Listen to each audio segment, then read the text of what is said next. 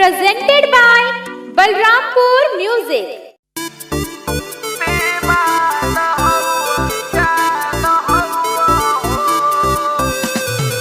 आई भी आप सबके छोट बेटा छोट भाई गायक विकास शर्मा के तरफ से गणेश पूजा की हार्दिक शुभकामनाएं एवं बधाई।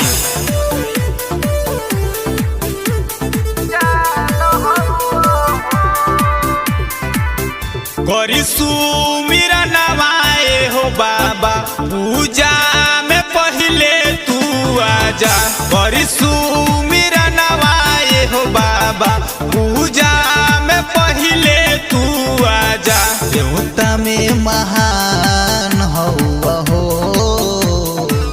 जय हो वाहन में मूस तोर विमान हौआ गौरा के तू जान हौआ हो। वाहन में मूस तोर विमान हौआ गौरा के तू जान हौआ हो।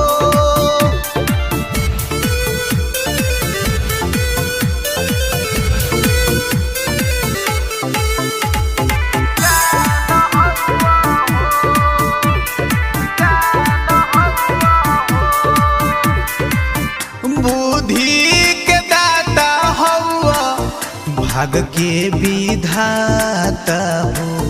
रिद्धि सिद्धि रहुए सजनिया शुभ लाभ लिखाता हो।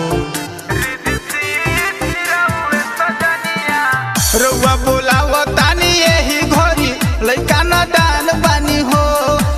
कहेला लोग सब जगवा में रउए महान बानी हो।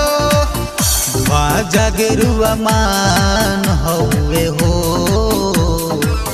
जय हो वाहन में मूस तोर विमान हौआ गौरा के तू जान हौआ हो। वाहन में मूस तोर विमान हौआ गौरा के तू जान हौआ हो। सुनी ना ए बाबा